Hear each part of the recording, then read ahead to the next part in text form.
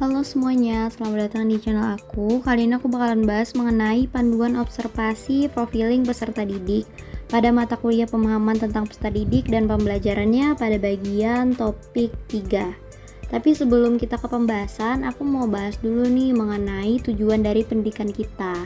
Tujuan dari pendidikan kita itu adalah untuk menjadikan sekolah itu menjadi menyenangkan bagi peserta didik. Dan seorang guru itu harus memiliki rasa kesadaran diri bahwa guru itu tugasnya adalah memfasilitasi potensi bawaan lahiriah peserta didik, mengeluarkan potensi bawaannya. Jadi bukan hanya sekedar mengisi pengetahuan itu sendiri, dan itu sudah menjadi falsafah seorang guru.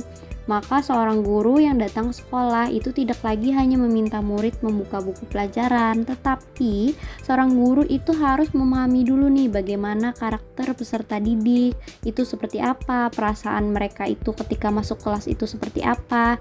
Jadi kalau misalkan perasaan siswa dibangun, terus karakteristik siswanya, gurunya memahami, maka nanti pembelajarannya itu akan menjadi lebih interaktif, lebih dialogis dan investigatif. Kalau misalkan pembelajarannya nanti seperti itu, maka itu akan menumbuhkan rasa ingin tahu di diri siswa itu sendiri. Jika rasa ingin tahunya besar, maka dia lapar untuk belajar sehingga literasinya otomatis meningkat.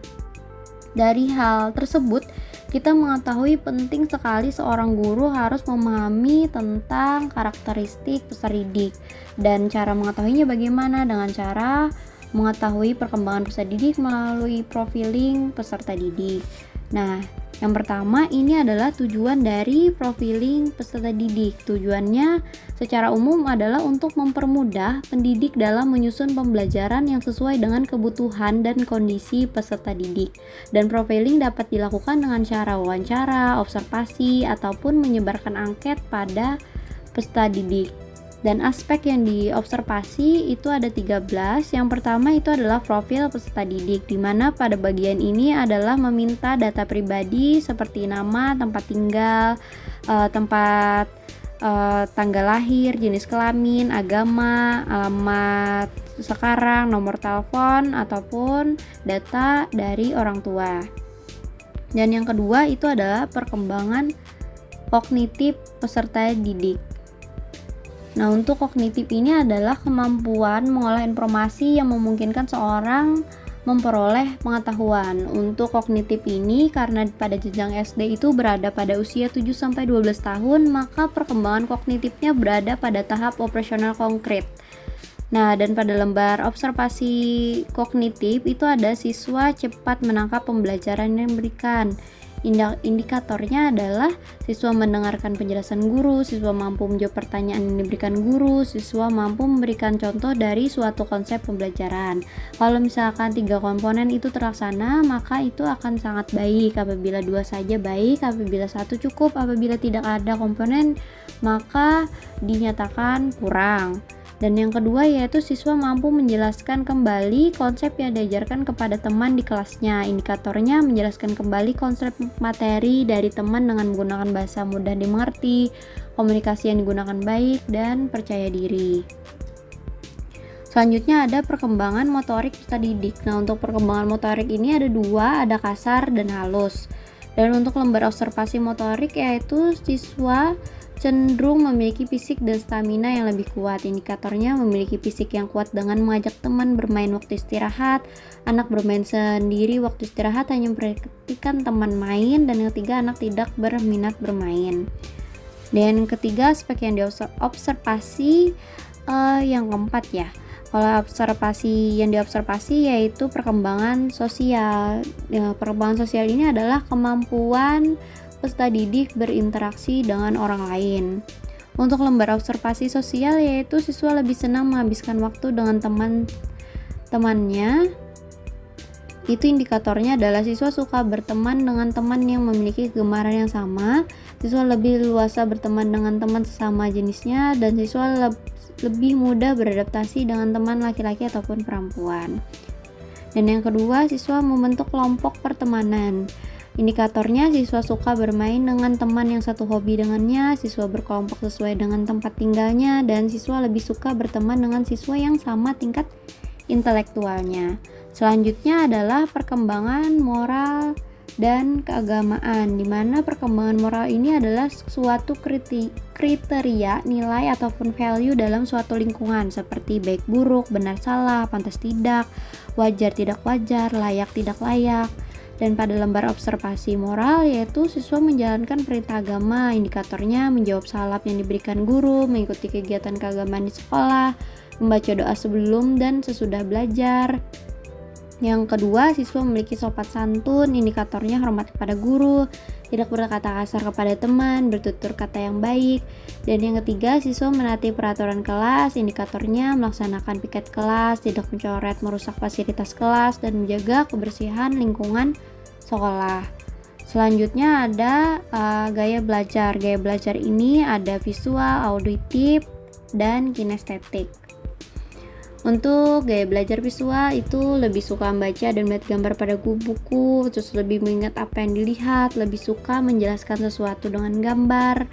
Selanjutnya gaya belajar auditori, yaitu senang membaca dengan suara keras, senang berbicara sendiri ketika menyimpan dan mengingat suatu informasi, dan belajar dan mendengarkan dan mengingat apa yang didiskusikan daripada yang dilihat. Dan yang ketiga yaitu gaya belajar kinestetik. Indikatornya berbicara menggunakan tangan atau gestur, menyukai pelajaran yang berhubungan dengan praktik langsung, dan terlihat ekspresif dalam mengutarakan pendapat. Selanjutnya adalah kemampuan awal. Kemampuan awal ini adalah pengetahuan dan keterampilan yang harus dimiliki terlebih dahulu. Caranya untuk mengetahui kemampuan awal peserta didik yaitu dapat dilakukan melalui teknik tes, yaitu pretest, dan teknik non-tes seperti wawancara. Pada lembar observasi, kemampuan awalnya adalah mampu menggunakan bahasa Indonesia saat kegiatan pembelajaran di kelas, mampu menyampaikan informasi dengan kalimat yang mudah dipahami. Selanjutnya adalah perkembangan emosional.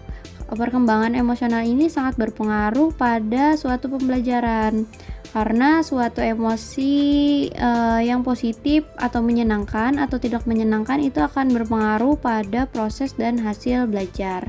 Pada lembar observasi emosional itu ada terbiasa menunjukkan sikap kedisiplinan dan menaati peraturan. Itu indikatornya membuang sampah pada tempatnya, menaati peraturan yang berlaku, berangkat sekolah tepat waktu. Terus selanjutnya dapat bertanggung jawab, yaitu melaksanakan tugas yang diberikan guru, menjaga barang milik sendiri dan orang lain, bekerja sama dalam menyelesaikan tugas. Selanjutnya yaitu motivasi peserta didik. Nah, pada bagian motivasi peserta didik ini adalah dari motivasi intrinsik dan juga motivasi ekstrinsik. Untuk lembar observasinya, siswa belajar di kelas dengan sungguh-sungguh. Indikatornya yaitu siswa memperhatikan penjelasan guru, siswa menjawab pertanyaan guru, siswa tertib di dalam kelas. Dan yang selanjutnya, siswa bersemangat dalam belajar. Indikatornya siswa aktif bertanya kepada guru, siswa aktif membaca buku, siswa berani dalam menyampaikan pendapatnya. Selanjutnya yaitu adalah observasinya etnik. Dan etnik ini merupakan proses pembelajaran, perlu memperhatikan jenis etnik apa saja yang terdapat dalam kelasnya. Lembar observasinya, siswa menerapkan toleransi terhadap etnik yang ada di kelas. Indikatornya menghormati keberagaman etnik yang ada di kelas, tidak meledek teman yang berbeda suku, terus mampu berinteraksi dengan teman yang beda suku. Selanjutnya adalah kultural, di mana budaya yang ada di masyarakat kita itu sangatlah beragam, seperti kesenian, kepercayaan, norma, kebiasaan, dan adat istiadat.